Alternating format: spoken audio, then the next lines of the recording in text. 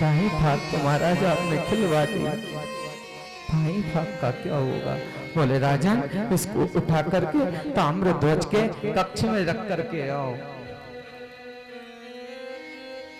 हाँ, ताम्र ध्वज के कक्ष में रख के आई। पिता उस आदि जो शरीर था आधा, उस शरीर को उठा करके कमरे में रख आया महाराज। सज्जनों, संत ने कहा ये तो मेरे सिंह का भोजन हुआ, अब मेरा भोजन है। रानी से कहो कि मेरे लिए अब भोजन बनाए। रानी से कहो कि मेरे लिए भोजन बनाए, जाएं तालाब के ऊपर स्नान करके आए, चौका लगाएं और मेरे लिए भोजन बनाए। धन्य हो वो माँ, कैसे भोजन बना सकती है जिसके बेटे को खुद ने ही आरे से आधा चीर करके सींग को खिला दिया, अब वो भोजन कैसे बना सकती है? एक ही बेटा, उसे भी चीर दिया महाराज।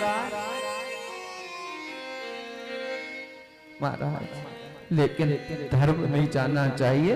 गई तालाब के ऊपर स्नान करके आई, चौका लगाया और दाल रोटी चावल बनाए महाराज संत के लिए। वो भोजन बना करके थाली उनके सामने परोसी गई। फिर महात्मा ने कहा नहीं, 2 थाली और लगवाइए।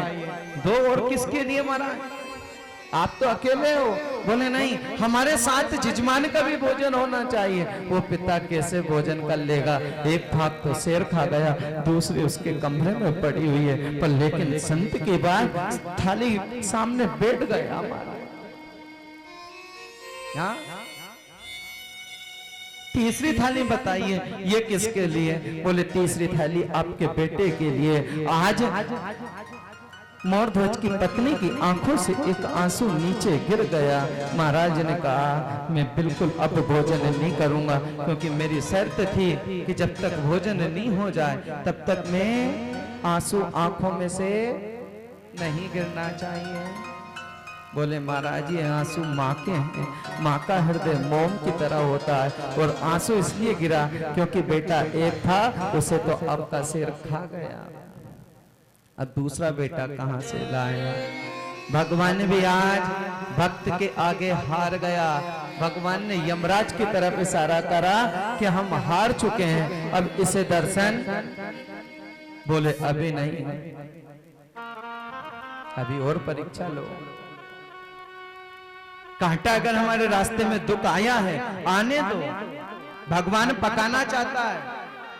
अगर दुख दिया है तो उसी को पकाएगा, वो दुख भी उसी को देगा जिसे अपना मानता है। बताइए, माँ बाप अपने बच्चे को मार सकते हैं, दूसरे को बच्चे को मारोगे क्या? लड़ाई हो जाएगी। दूसरे के बच्चे को मारोगे तो अपने बच्चे को मार सकते हैं। तो भगवान भी दुख उसको देता है, ये मेरा ठाकुर, जिसे वो सच्चे हृदय से अपना मानता है। उसने चाहे कुछ भी आपके तो शरीर में दुख दिया है तो उसका प्रसाद समझ करके हंसते हंसते उस दुख को सह लेना महाराज। आगे शायद उसने आपके लिए कुछ अच्छा सोच रखा है, कुछ अच्छा सोच रखा है। भगवान ने कहा नहीं यमराज, अब दर्शन देना पड़ेगा। बोले नहीं।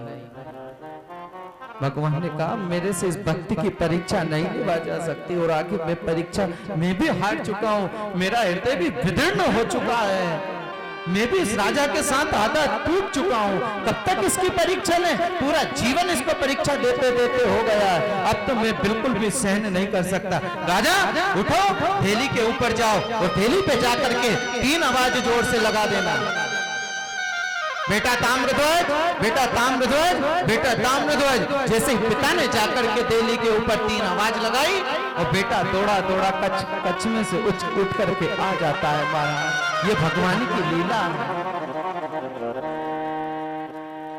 भोजन हुआ, भोजन करने के बाद भगवान ने कहा अपने रूप में आ जाओ। यमराज अपने रूप में आ गए और भगवान अपने चतुर्भुज रूप में आ गए। और भगवान ने मोरध्वज राजा से कहा मांगो, आज से क्या मांगना चाहते हो? जो तुम मांगोगे सो तुम्हें मिलेगा। मोरध्वज राजा भगवान के चरणों में गिर गए। बोले प्रभु आपका दर्शन होगा, इससे बड़ा और मुझे क्या चाहिए? हाँ, आपने मुझे मांगने के लिए कहा तो एक वस्तु मुझे दे दो, एक चीज मुझे दे दीजिए। बोले क्या? बोले जैसी कठिन परीक्षा आपने मेरी ली है ना। इस कलयुग में किसी भक्ति की मत लेना प्रभु, क्योंकि कलयुग में ऐसे भक्त नहीं होंगे, और शायद वो भक्त आपका अपमान भी कर दे। उस भक्त ने अगर आपका अपमान करा तो आपका अपमान नहीं होगा, वो मेरा अपमान हो जाएगा। प्रभु किसी की दूसरी परीक्षा ऐसे भक्ति की मत लेना। हाँ? भगवान ने राजा रानी को दोनों को आशीर्वाद दिया, और रानी को भी भगवान ने कहा, रानी धन्य है तुम्हारे माँ बाप, जिसने तुम्हें जन्म दिया, जिसकी कोख से तुमने जन्म लिया, वो माँ धन्य है। जिस पिता ने तुम्हें पाला वो पिता तुम्हारा धन्य है, और जिसके घर तुम आई हो वो सास ससुर भी तुम्हारे धन्य हैं, और तुम्हारा पति भी धन्य है जो धर्म से पीछे नहीं हटा। आज हमारे पास तो कोई 100, 200, 400, 500 रुपए मांगने के लिए, कथा के लिए, भागवत के लिए तैयारियां भी करना है। जैसे मनुष्य बैंक बैलेंस इकट्ठा करता है, बैंक में पैसा इकट्ठा करता है, अब वो कहीं भी चला जाए, चाहे दिल्ली चला जाए, जयपुर चला जाए, इंदौर चला जाए, भोपाल चला जाए, छत्तीसगढ़ चला जाए, कहीं भी चला जाए, लेकिन उसके पास अगर पैसा है, उसने ATM फंसाया तो पैसा वहां निकल जाएगा। इसी प्रकार से अगर हमने पुण्य का खाता इकट्ठा करा है, जब भी हम जाएंगे, जहां भी आप शिवलोक जाओगे तो वहां भी आपका पुण्य का खाता मिलेगा, इंद्र लोक में जाओगे तो आपका पुण्य का खाता मिलेगा, नारायण के धाम में जाएंगे तो वहां भी आपको पुण्य का खाता प्राप्त होगा।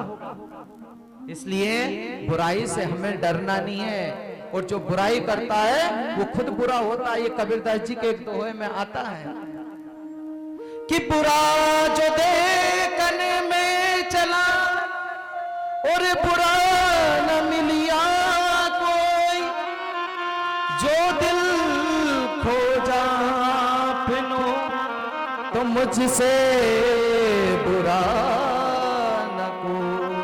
हाँ? जब कबीरदास जी संसार में गए कि कितने लोग अवगुणों से भरे हुए हैं, कितनों के अंदर बुराइयां हैं, मैं आज तलाशूं तो सही। 7 द्वीप में घूम करके कबीरदास जी आ गए, लेकिन उनको कोई बुरा नहीं मिला, और अंत समय उन्होंने एक पेड़ के वृक्ष की छाया में जाकर के बैठ करके देखा कि सबसे ज्यादा तो बुरा मैं हूं, जो दूसरों की बुराइयों को ढूंढने चला था। जो आपकी बुराई करता है, समझ लेना कि सबसे ज्यादा बुरा वो है, आप नहीं हो। और एक बात और याद रखना, अगर हमारे सासू की बुराई, हमारी बहू की बुराई अगर हमारे सामने कोई करे तो हमें सुनना नहीं है। शायद वही व्यक्ति हमारे सास के पास जाकर के कहती होगी, हमारी बहू के पास जाकर के कहती होगी। हाँ? इसलिए किसी के पास, और तुलसीदास जी ने तो रामायण में भी लिखा बड़े प्रेम के साथ कि हरि हर निंदा सुनहि जो काना, श्रवण रंध्र अहि भवन समाना, श्रवण रंध्र अहि भवन समाना। कभी भी कहीं भी जाएं, किसी की निंदा ना करें, किसी की बुराई ना करें, किसी की भी, खासकर के अपने परिवार की कोई अगर अपने पास बुराई करे तो मत सुनो। भगवान की, हमारे धर्म की कोई निंदा करे मत मानो। सबसे बड़ा धर्म है। अच्छा, इस हिंदू सनातन धर्म को लोग मिटाना चाह रहे हैं, पर लेकिन मैं कहता हूं और हर कथा में इस बात को बोलता हूं कि जो सनातन धर्म ना मिट सका, जो सनातन धर्म ना मिट सका हिरण्याक्ष की तलवार से, जो सनातन ना मिटा रावण की फुंकार से, वो सनातन धर्म क्या मिटेगा सुबह के अखबार से। ये सनातन धर्म ना तो कभी मिटने वाला है और ना ही कभी मिटेगा। मिटाने वाले तो हजारों होंगे, लाखों होंगे, पर लेकिन कोई बिरला फिर एक जन्म ले लेता है, वो सनातन को फिर उजागर कर देता है। वो किसी न किसी रूप में वो आ ही जाता है। हर हर हर हर हर हर। आइए, हमें सिर्फ जब भी समय मिले तो हमारे धर्म से हमें पीछे नहीं हटना है, कभी नहीं। जब भी समय मिले, क्योंकि आज है, कल शायद रहे कि नहीं रहे, इसका कोई भरोसा। मेरे भोलेनाथ के पास आ जाओ और उसके पास आकर के कह दो, भोले तेरे चरणों की रज धूल जो मिल जाए, बाबा तेरे चरणों की रज धूल मिल जाए, सच कहता है बाबा, सच कहता हूँ बाबा, तकदीर बदल जाए, भोले तेरे चरणों की, गुनगुनाइए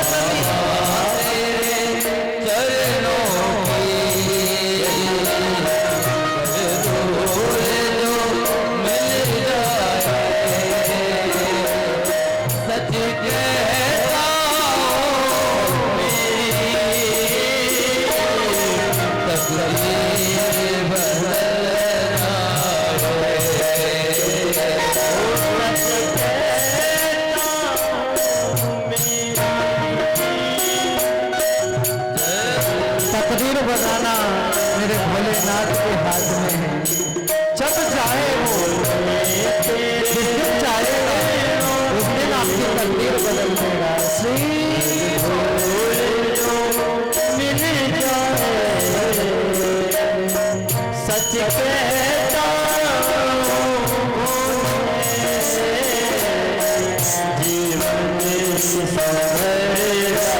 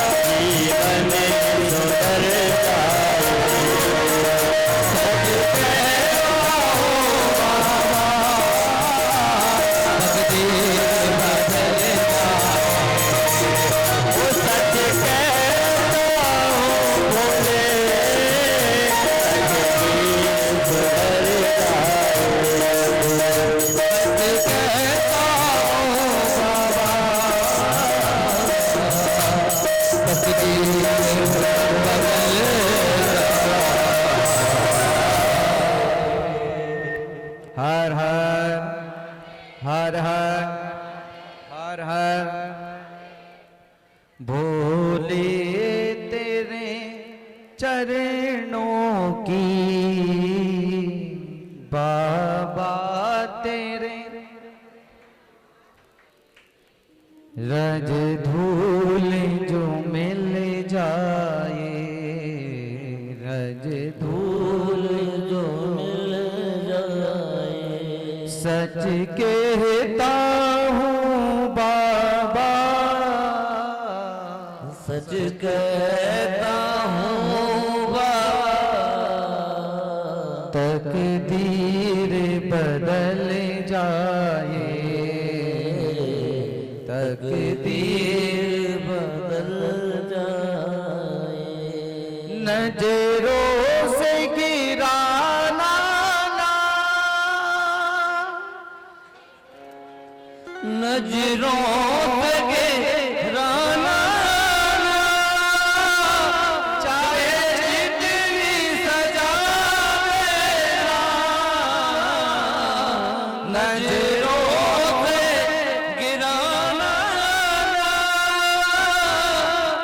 चाहे जितनी सजा देना,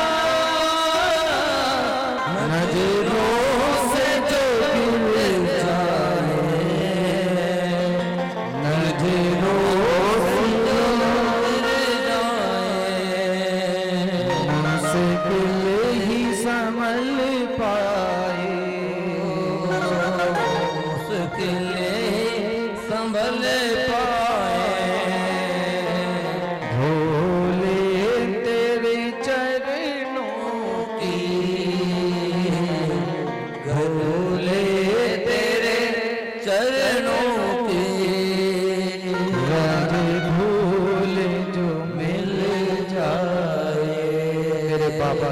करता रज धूल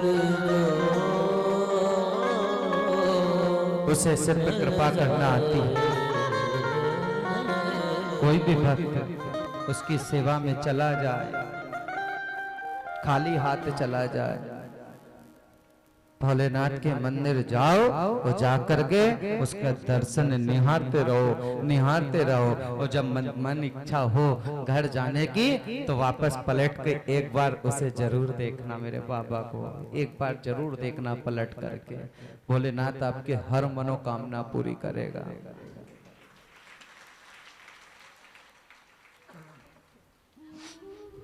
बीमारी अगर आने वाली हो, के तो आती नहीं है बीमारी, बोलो आती है क्या?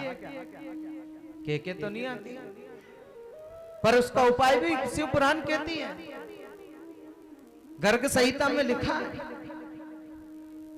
ज्यादा नहीं, समी के पत्ते देखे होंगे ना, समी का पेड़ होगा, महीने में 1-2 बार मेरे भोलेनाथ के बाबा के दरबार में आकर के समी के पत्ते जरूर चढ़ाओ, क्योंकि कहीं आने वाली बीमारी से वो आपको बचा लेगा, बीमारियों से बचा लेगा, जरूर बचाएगा।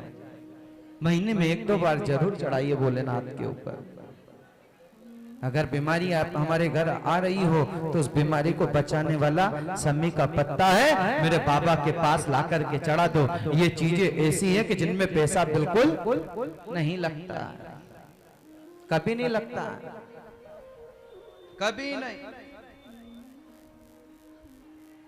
हर हर हर हर हर हर, पर उसे मेरे बाबा को एक बार प्रेम से भजने वाला चाहिए, दिल से भजने वाला चाहिए।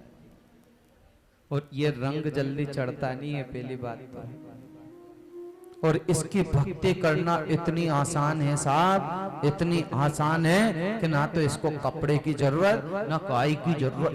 भोलेनाथ बताओ चाहिए क्या? हाँ, ठाकुर जी को तो ऐसा फिर भी सजा करके रखना पड़ेंगे, क्योंकि वो तो लाडले हैं। पर मेरे बाबा को, मेरे भोलेनाथ को तो देखो आप शिवलिंग पे कभी भी जाकर के,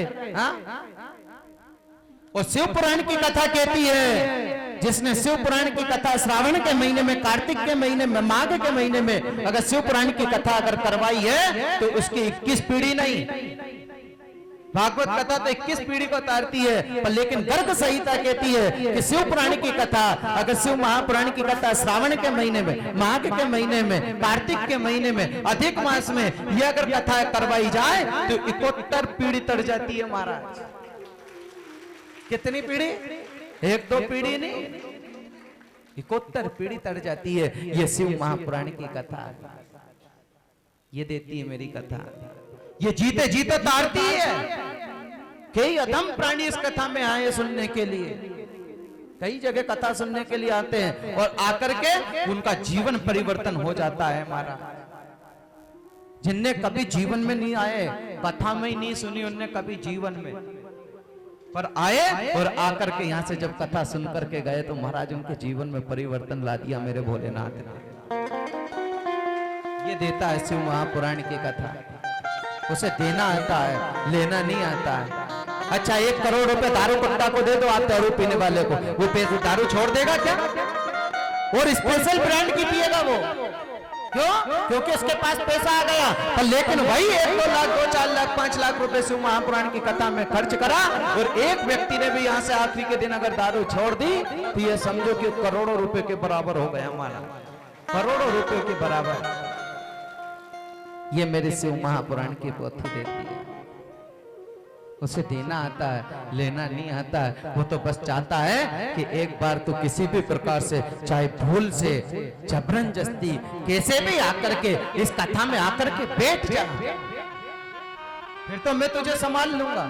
और उसे संभालना आता है। भगवान कहते हैं तू मेरे पास 1 कदम बढ़, 10 कदम में तेरे साथ चलूंगा। 1 कदम आ खाली बस, और 10 कदम में तेरे साथ चलूंगा। हाँ? भोलेनाथ बुलाता है। तो आइए कथा सुनिए, जहां भी इच्छा हो, जब भी इच्छा हो कथा सुनने की, जहां कहीं भी चल रही, अगर 10 किलोमीटर क्या पर 500 किलोमीटर भी अगर कथा चले तो अगर इच्छा है तो सुनने चले जाओ। वो समय आपका तारीख, दिन, तिथि, समय निश्चित हो जाएगा।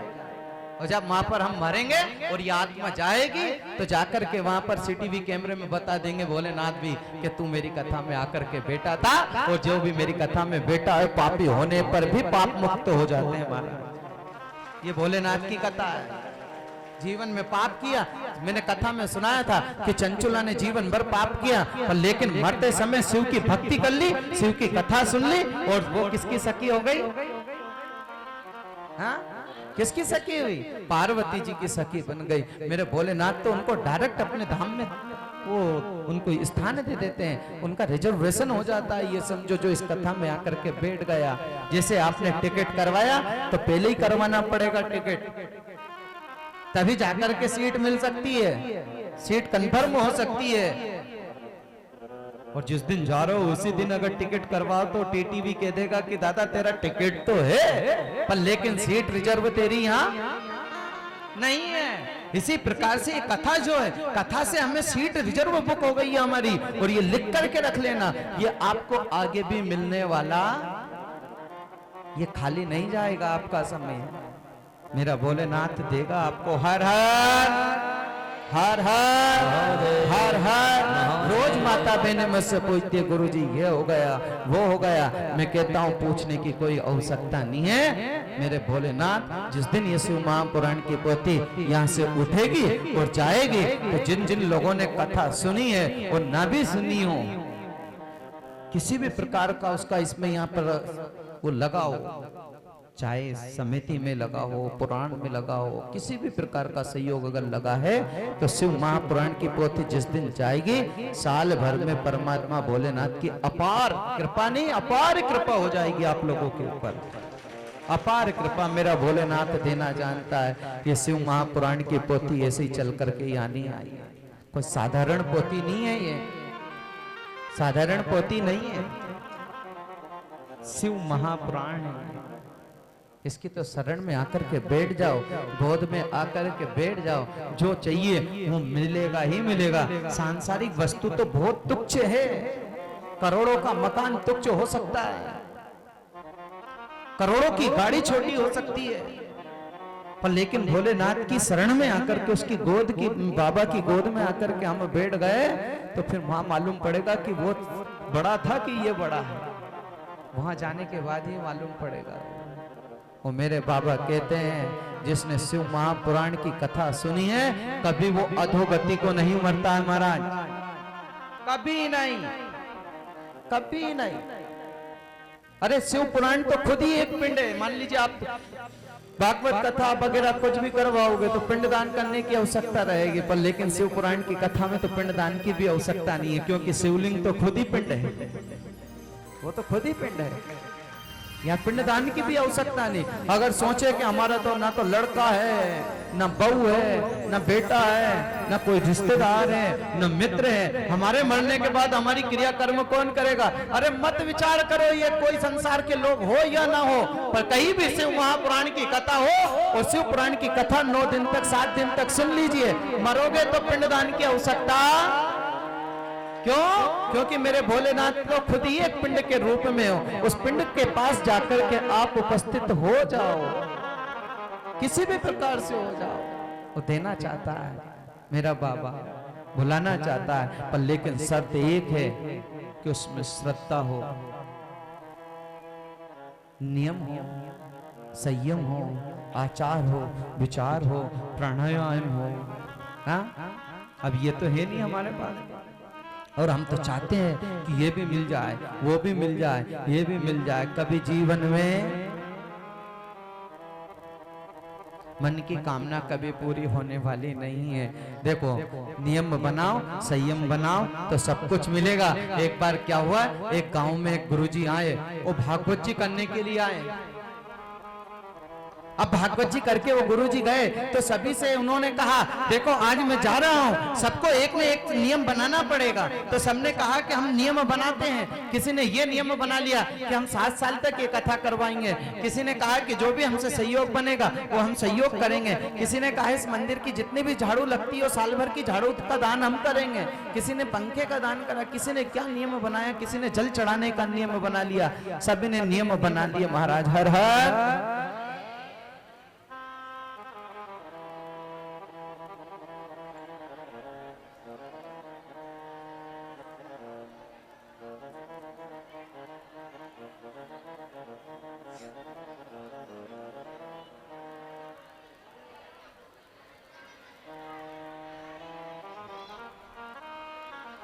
बढ़िया चलने देना बैकग्राउंड पे।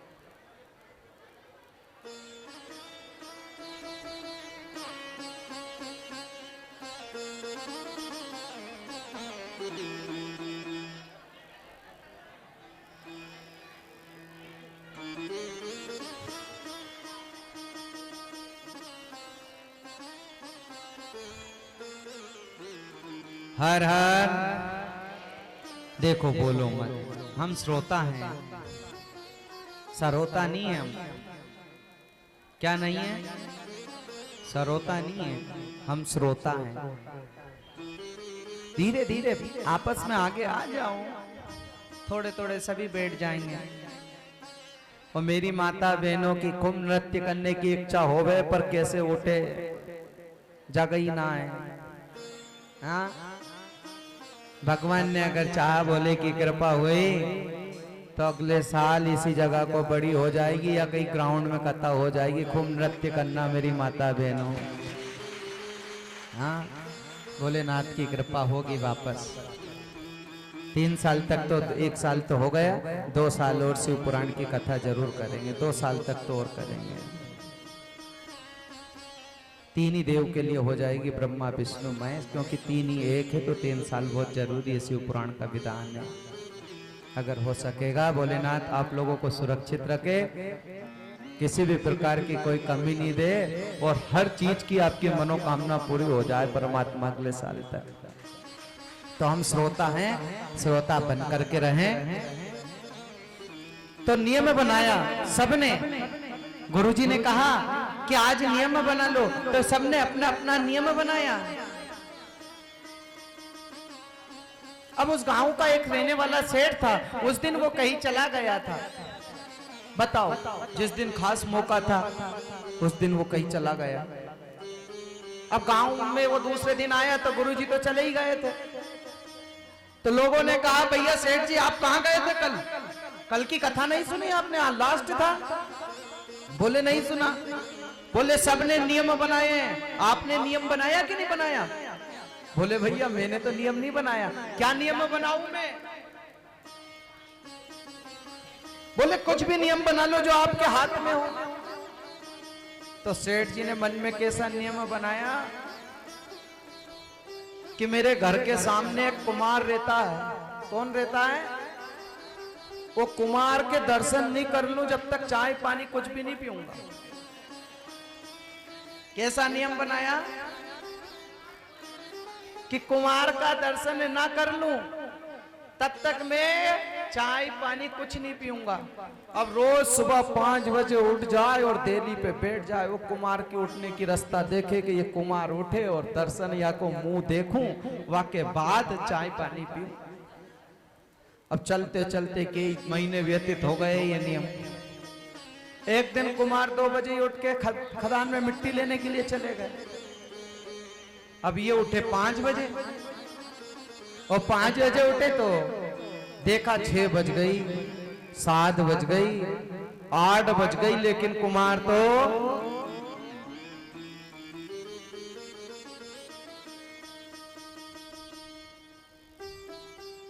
तो दिखाई ना दे। अब ये पानी चाय भी ना पिए जब तक वह को मुंह ना देखे। अब कुमार के घर ही गए वो सेठ जी। सेठ जी ने कहा अरे माता जी वो कहाँ गए आज? दादा भैया कहाँ गए? बोले क्यों? बोले आज तो 2 बजे रात की मिट्टी लेने के लिए चले गए। कहाँ? बोले खदान में। अच्छा कौन सी खदान में? बोले उत्तर दिशा तरफ वाली खदान में। तो उनको देखने के लिए वो वहीं चले गए कुमार को, क्योंकि मुंह देखना है ना, क्या मालूम कब तक मिट्टी लेकर के आए। तो कुमार नीचे मिट्टी खोद रहा था, पहाड़ी के ऊपर से वो देख रहे थे सेठ जी। अब सेठ जी वो कुमार खोद रहा था। सेठ जी सोच रहे कि या को मुंह दिखा जाए तो मैं यहां से चल जाऊं। अब सेठ जी ऊपर खड़े हैं, नीचे कुमार है। खोदते खोदते कुमार को एक सोने का घड़ा मिला। क्या मिला? सोने का घड़ा मिला। कुमार ने सोचा कहीं ऐसा नहीं हो कि किसी ने देख लिया हो, तो इधर उधर देखा तो ऊपर सेठ जी खड़े। कौन ऊपर? सेठ जी खड़े। अब सेठ जी को नहीं पता कि सोने का घड़ा मिला हुआ। सेठ जी ने तो खाली कुमार का मुंह देखा। क्या देखा? कुमार का मुंह देखा और सेठ जी जाने लगे। अब कुमार ने सोचा ये गांव में जाके कह देगा तो मेरा धन सभी लोग मिल करके मंदिर में दान करवा देंगे। क्या करना चाहिए? अरे सेठ जी रुको तो सही। तो सेठ जी कह रहे नहीं, मैंने जो देखना था वो देख लिया, बात खत्म। क्या कहा? जो मुझे देखना था वो मैंने देख लिया।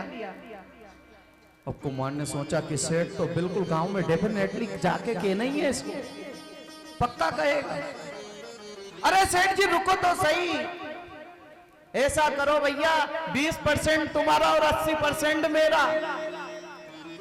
सेठ ने सोचा कि दाल में जरूर। सेठ ने कहा चलते रहो, 20% तो मिल रहा है। सेठ जी नहीं रुके, बोले दादा मैंने जो देखना था वो देख लिया, मैं जा रहा हूं। उनने कहा मेरे बाप आधा तेरा आधा। सेठ जी ने कहा रुको, अभी मत रुको, चलते बढ़ो। नहीं रुका। फिर कुमार ने कहा सुनो सेठ जी 20% मेरा और 80%, अब तो रुक जाओ। सेठ जी रुक गए। बोले क्या है? बोले ये सोने का घड़ा। क्या मिला? बताओ, नियम बनाने से क्या मिल गया? 80% यूं ही मिल गया। भगवान का जो भी नियम बना, कुछ भी नियम बना लो भोलेनाथ के दरबार में आकर के कि मुझे ये नियम बनाना, लेकिन होना चाहिए उस नियम में विधिवत्ता। ऐसा नहीं कि आज कर लिया तो कल नहीं करें, कल कर लिया तो परसों ना करें। उसमें नियम होना, नियम संयम के साथ में श्रद्धा होना, विश्वास होना। आज हमारी श्रद्धा नहीं है, विश्वास नहीं है, जाकर के हम चढ़ा करके आ जाते हैं, बात खत्म। श्रद्धा से करोगे भोलेनाथ को तो चाहे कुछ भी हो वो देना जानता है। जो मांगोगे सो मिलेगा। और साहब ये तो सांसारिक वस्तु है और ये मन एक ऐसा है कि कभी दापने वाला पेट भरा क्या कभी माया से किसी का? जब अंबानियों जैसे लोगों को पेट नहीं भरा पैसे से, तो फिर हमारा तुम्हारा कैसे भरेगा? बोलो कि मन मरा ना माया मरी, मर मर गया शरीर, और आशा तृष्णा ना मिटी, कह गए दास कबीर। कभी जीवन में यह आत्मा तृप्त होने वाली पैसे की तरफ से नहीं है। ये रोज कमाना चाहता है, रोज कमाना चाहता है, रोज डेली, चाहे जितना मिल जाए इसको कम ही लगेगा। बताओ, एक दिन समय ऐसा था खाली मेहनत मजदूरी करके पलते थे, भोलेनाथ ने कृपा कर दी, बढ़िया मकान बन गया। आज 200 रुपए कमाते थे, अब कल हम 500 रुपए कमा रहे हैं। भोलेनाथ की वो भी कृपा हो गई। अब धीरे धीरे आपका मकान बन गया, 500 की जगह 1000 रुपए कमाने लग गए। फिर मन कह रहा है कि 2000 कमा ले तो थोड़ा और अच्छा है। होता है नहीं? बोलो। मोटरसाइकिल से घूम रहे हैं तो बड़ी कार ले आवे, का ले आवे? हाँ, भगवान वो भी दे दे, चल भैया कार भी ले आ, कार भी दे दे। कम से कम अब अभिमान तो मत कर। पैसा आते ही फिर उसको गरूर आ जाता है। क्या आ जाता है? आपने देखा होगा कई पैसे वाले होते हैं, दांत टूट गए तो सोने का दांत लगवा लेते हैं, लगवाते हैं ना। दांत टूट गया सामने का तो उनने सोने का दांत लगवा लिया। अब वो सबको बताते फिरेंगे, देखो सोने का दांत है। कई भंडारे में गए सेठ जी, अब सोने का दांत लगो तो कहां गए? भंडारे में। अब भंडारे में गए तो बोलना तो बिल्कुल उनको सही आता था, और लेकिन दांत दिखाना जरूरी है ना। बोलना तो अच्छा आता था पर दांत दिखाना जरूरी है। तो उन्होंने कहा सेठ जी क्या चाहिए? बोले खीर चाहिए, खीर, खीर चाहिए। क्या चाहिए? खीर। बताओ, लोगों को ऐसी भ्रांति फैली हुई है, थोड़ा पैसा दे दे परमात्मा अभिमान बस वो गरूर में आ जाता है, और भगवान धीरे धीरे फिर उसका अभिमान खत्म भी कर देते हैं। हरे कृष्णा कृष्णा कृष्णा हरे हरे, हरे राम राम राम हर हर हर हर हर महादेव। नमः शिवाय ओम नमः शिवाय, हर हर भोले नमः शिवाय, नमः शिवाय ओम नमः शिवाय, हरे हरे भोले नमः शिवाय।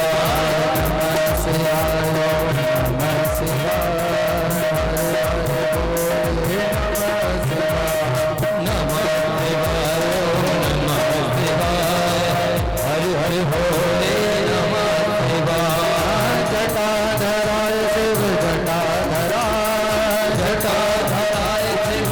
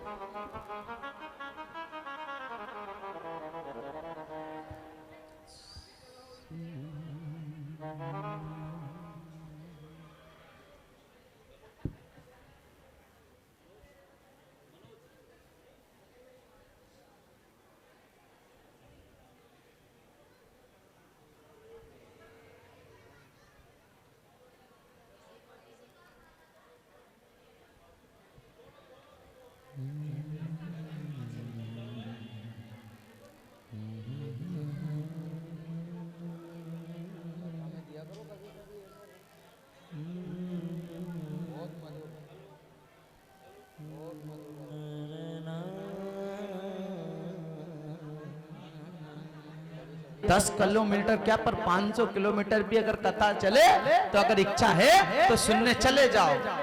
वो समय आपका तारीख दिन तिथि समय निश्चित हो जाएगा।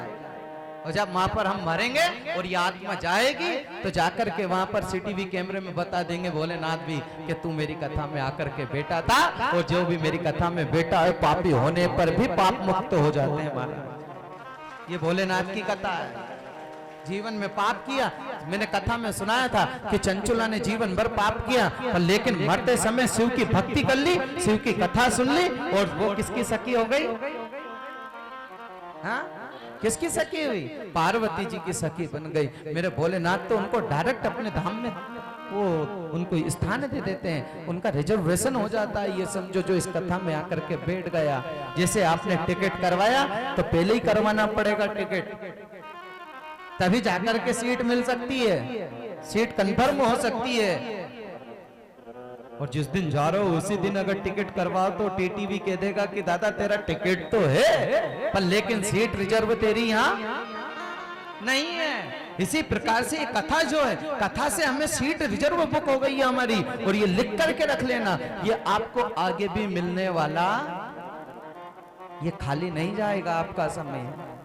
मेरा भोलेनाथ देगा आपको। हर हर हर हर हर हर। रोज माता बहने मुझसे पूछती है गुरुजी ये हो गया वो हो गया, मैं कहता हूँ पूछने की कोई आवश्यकता नहीं है। मेरे भोलेनाथ जिस दिन ये शिव महापुराण की पोथी यहाँ से उठेगी और जाएगी तो जिन जिन लोगों ने कथा सुनी है और ना भी सुनी हो, किसी भी प्रकार का उसका इसमें यहाँ पर वो लगाओ, चाहे समिति में लगा हो, पुराण में लगा हो, किसी भी प्रकार का सहयोग अगर लगा है तो शिव महापुराण की पोथी जिस दिन जाएगी साल भर में परमात्मा भोलेनाथ की अपार कृपा, नहीं अपार कृपा हो जाएगी आप लोगों के ऊपर। अपार कृपा मेरा भोलेनाथ देना जानता है। ये शिव महापुराण की पोथी ऐसे ही चल करके यहाँ नहीं आई, कोई साधारण पोथी नहीं है, ये साधारण पोथी नहीं है, शिव महापुराण है। इसकी तो शरण में आकर के बैठ जाओ, गोद में आकर के बैठ जाओ, जो चाहिए वो मिलेगा ही मिलेगा। सांसारिक वस्तु तो बहुत तुच्छ है, करोड़ों का मकान तुच्छ हो सकता है, करोड़ों की गाड़ी छोटी हो सकती है, पर लेकिन भोलेनाथ की शरण में आकर के उसकी गोद की, बाबा की गोद में आकर के हम बैठ गए तो फिर वहां मालूम पड़ेगा कि वो बड़ा था कि ये बड़ा है। वहां जाने के बाद ही मालूम पड़ेगा। वो मेरे बाबा कहते हैं जिसने शिव महापुराण की कथा सुनी है कभी वो अधोगति को नहीं मरता है महाराज, कभी नहीं, कभी नहीं। अरे शिव पुराण तो खुद ही एक पिंड है। मान लीजिए आप भागवत कथा वगैरह कुछ भी करवाओगे तो पिंडदान करने की आवश्यकता रहेगी, पर लेकिन शिव पुराण की कथा में तो पिंडदान की भी आवश्यकता नहीं है, क्योंकि शिवलिंग तो खुद ही पिंड है, वो तो खुद ही पिंड है, यहाँ पिंडदान की भी आवश्यकता नहीं। अगर सोचे कि हमारा तो ना तो लड़का है, ना बहू है, ना बेटा है, ना कोई रिश्तेदार है, ना मित्र है, हमारे मरने के बाद हमारी क्रिया कर्म कौन करेगा? अरे मत विचार करो ये कोई संसार के लोग हो या ना हो, पर कहीं भी शिव महापुराण की कथा हो और शिव पुराण की कथा 9 दिन तक 7 दिन तक सुन लीजिए, मरोगे तो पिंडदान की आवश्यकता क्यों? क्योंकि मेरे भोलेनाथ तो खुद ही एक पिंड के रूप में हो, उस पिंड के पास जाकर के आप उपस्थित हो जाओ, किसी भी प्रकार से हो जाओ। वो देना चाहता है मेरा बाबा, बुलाना चाहता है, पर लेकिन शर्त एक है कि उसमें श्रद्धा हो, नियम हो, संयम हो, आचार हो, विचार हो, प्राणायाम हो। हाँ, अब ये तो है नहीं हमारे पास। और हम तो चाहते हैं कि ये भी मिल जाए, वो भी मिल जाए, ये भी मिल जाए। कभी जीवन में मन की कामना कभी पूरी होने वाली नहीं है। देखो, नियम बनाओ, संयम बनाओ तो सब कुछ मिलेगा। एक बार क्या हुआ, एक गांव में एक गुरुजी आए, वो भागवत जी करने के लिए आए। अब भागवत जी करके वो गुरुजी गए तो सभी से उन्होंने कहा, देखो आज मैं जा रहा हूं, सबको एक न एक नियम बनाना पड़ेगा। तो सबने कहा कि हम नियम बनाते हैं। किसी ने ये नियम बना लिया कि हम 7 साल तक ये कथा करवाएंगे। किसी ने कहा कि जो भी हमसे सहयोग बनेगा वो हम सहयोग करेंगे। किसी ने कहा इस मंदिर की जितनी भी झाड़ू लगती है साल भर की झाड़ू का दान हम करेंगे। किसी ने पंखे का दान करा, किसी ने क्या नियम बनाया, किसी ने जल चढ़ाने का नियम बना लिया। सभी ने नियम बना लिए। महाराज हर हर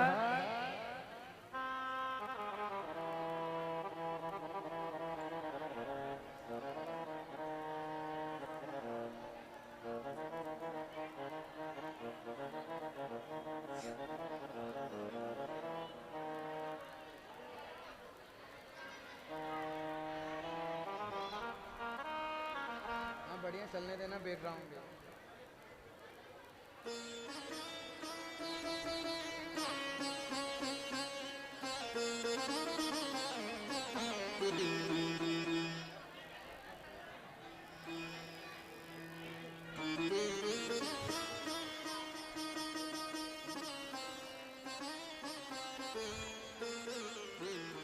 हर हर देखो, बोलो मत, हम श्रोता हैं, सरोता नहीं है। हम क्या नहीं है? सरोता नहीं है, हम श्रोता हैं। धीरे धीरे आपस में आगे आ जाओ, थोड़े थोड़े सभी बैठ जाएंगे। और मेरी माता बहनों की खूब नृत्य करने की इच्छा होवे, पर कैसे उठे, जगह ही ना है। हाँ, भगवान ने अगर चाहा, बोले की कृपा हुई तो अगले साल इसी जगह को बड़ी हो जाएगी या कहीं ग्राउंड में कथा हो जाएगी। खूब नृत्य करना मेरी माता बहनों। हाँ, भोलेनाथ की कृपा होगी। वापस 3 साल तक तो, 1 साल तो हो गया, 2 साल और शिव पुराण की कथा जरूर करेंगे। 2 साल तक तो और करेंगे। 3 ही देव के लिए हो जाएगी, ब्रह्मा विष्णु महेश, क्योंकि 3 ही एक है तो 3 साल बहुत जरूरी है। शिव पुराण का विधान है। अगर हो सकेगा भोलेनाथ आप लोगों को सुरक्षित रखे, किसी भी प्रकार की कोई कमी नहीं दे, और हर चीज की आपकी मनोकामना पूरी हो जाए परमात्मा अगले साल तक। तो हम श्रोता हैं, श्रोता बन करके रहें।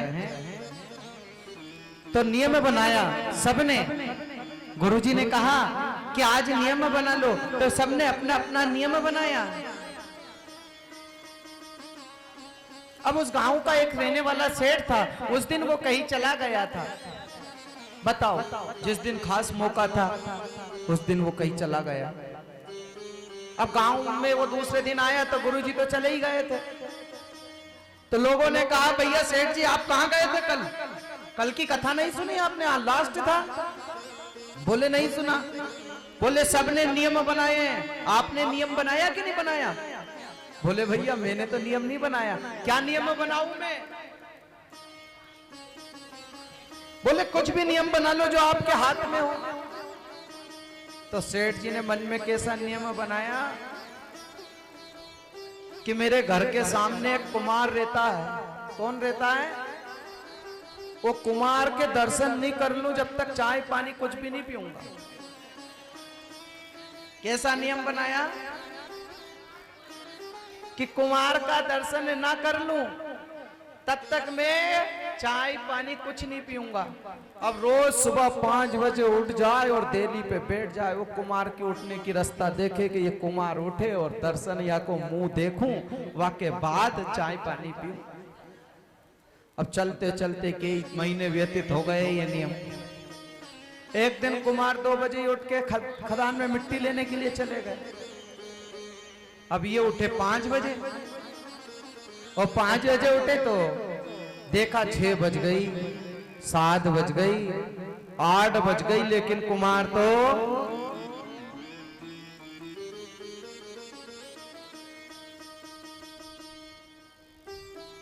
कुमार तो दिखाई ना दे। अब ये पानी चाय भी ना पिए जब तक वह को मुंह ना देखे। अब कुमार के घर ही गए वो सेठ जी। सेठ जी ने कहा, अरे माता जी वो कहाँ गए आज, दादा भैया कहाँ गए? बोले क्यों? बोले आज तो 2 बजे रात की मिट्टी लेने के लिए चले गए। कहाँ? बोले खदान में। अच्छा, कौन सी खदान में? बोले उत्तर दिशा तरफ वाली खदान में। तो उनको देखने के लिए वो वहीं चले गए कुमार को, क्योंकि मुंह देखना है ना, क्या मालूम कब तक मिट्टी लेकर के आए।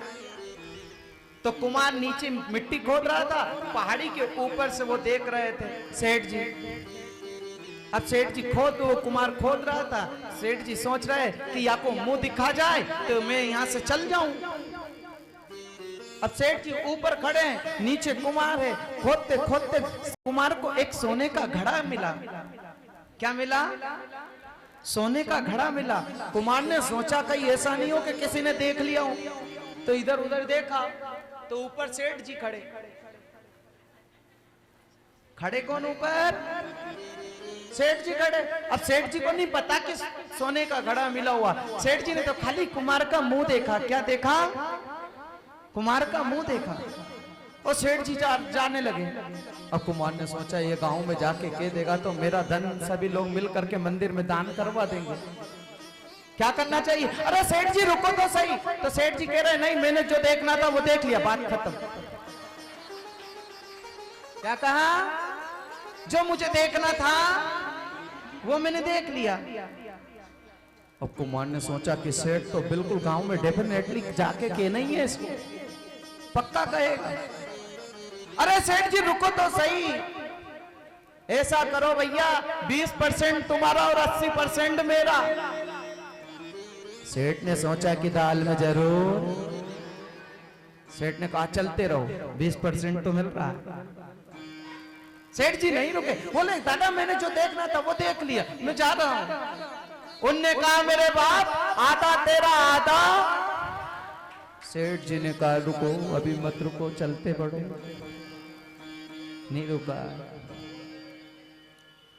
फिर कुमार ने कहा सुनो सेठ जी, 20% मेरा और 80%, अब तो रुक जाओ। सेठ जी रुक गए। बोले क्या है? बोले ये सोने का घड़ा।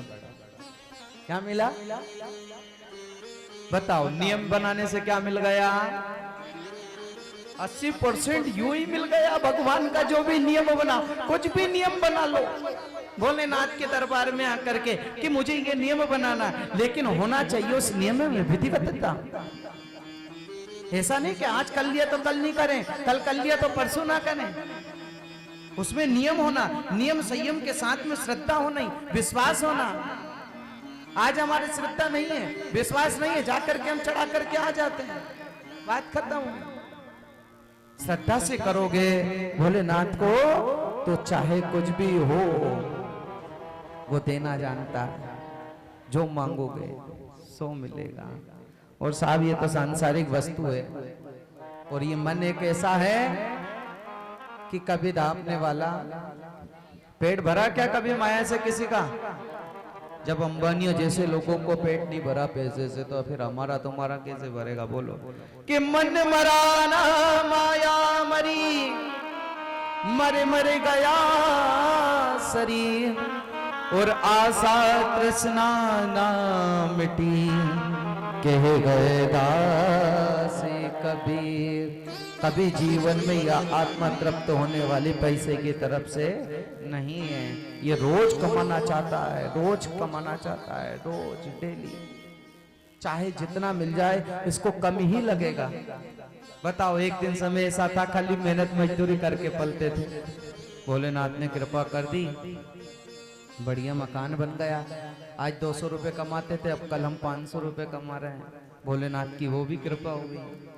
अब धीरे धीरे आपका मकान बन गया, 500 की जगह 1000 रुपए कमाने लग गए। फिर मन कह रहा है कि 2000 कमा ले तो थोड़ा और अच्छा है। होता है नहीं? बोलो। मोटरसाइकिल से घूम रहे हैं तो बड़ी कार ले आवे। का ले आवे? हाँ? भगवान वो भी दे दे, चल भैया कार भी ले आ, कार भी दे दे। कम से कम अब अभिमान तो मत कर। पैसा आते ही फिर उसको गरूर आ जाता है। क्या आ जाता है?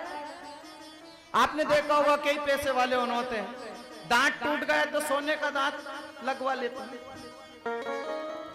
लगवाते हैं ना। दांत टूट गया सामने का तो उनने सोने का दांत लगवा लिया। अब वो सबको बताते फिरेंगे, देखो सोने का दांत है।